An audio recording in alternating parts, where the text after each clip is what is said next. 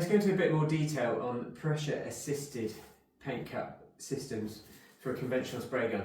These are becoming more popular with water-based paints now because the viscosity of the paint is thicker, and with a traditional gun or a conventional gun, normally the low pressure air at the air cap, so there's high pressure air coming here, and as it speeds up, believe it or not, the pressure drops, and the suction generated at the air cap is what draws the paint through, and the paint will then follow wherever the air goes. With a gravity gun, it's assisted by gravity, but essentially it's the low pressure suction in front of the spray gun is what's pulling the paint through. So with these guns, they have the lid liner, and as the paint comes out, this collapses. With what we have found with thick water-based paints is that even if you increase the needle nozzle size up to, for example, 2.2mm or 2.5, we weren't getting the paint flow that we really wanted, and it was affecting the fan pattern. And bear in mind, these are thick paints; they're not designed for they're different to automotive products. So the temptation then is to thin the paint, and with water-based joinery paint, what we found is if you thin it more than about 5%, you're at risk of breaking down the product and reducing the durability of the final finish. So the solution we found was to pressurize, just to slightly push the paint through the spray gun and not rely on it getting sucked through.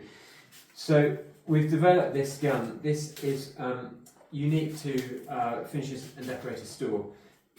This is a Wellcome Slim Combat, which has had a air feed output added to the spray gun body. So this has a little paint feed tube that goes into the 3M pressurized high output cup with a lid and liner, and as you pull the trigger, the air will then collapse the cup and feed the paint into the spray gun, and you then don't have to worry. You then get a solid flow, and you can also move the gun at any angle and the paint will continue to flow. Now, a couple of things on this. We've got 29 psi coming in here. There is a pressure loss through the gun because these holes are getting smaller as it comes through here. So we've probably got maybe 20 psi coming into this cup system.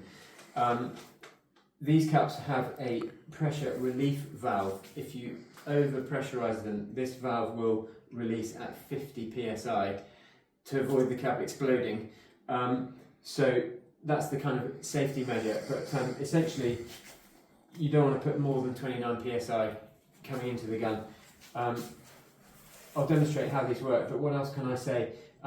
What we found actually, as compared to a non-pressure assisted cup, where we couldn't really get the fan we wanted with a 2.2mm needle nozzle, with the pressure assisted and the same product, water-based, it was actually unthinned.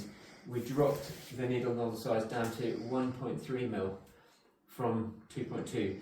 So that just shows that effectively you're adding pressure to the fluid but then throttling it back a little bit at the needle nozzle because you don't want it to come out like a fire hose. Got to give the air enough time to atomize it. So that is the modified gun. We've basically added the 3M PPS adapter system and the 3M Series 2 high output cup because the Series 1 is no longer manufactured. One more thing with the pressure assisted option, we can also fit that to the Wellcome Slim X Lite as well as the Slim Combat. It looks exactly the same, it's just a different spray gun.